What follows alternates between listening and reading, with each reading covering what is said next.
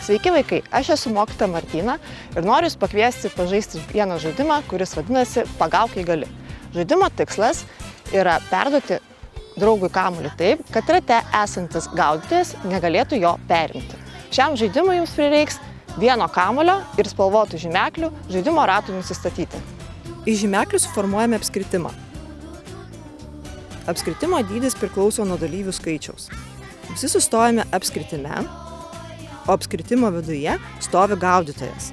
Apskritime esantis dalyviai turi perduoti kamuolį vienas kitam taip, kad gaudytojas esantis viduryje neperimtų kamuolio.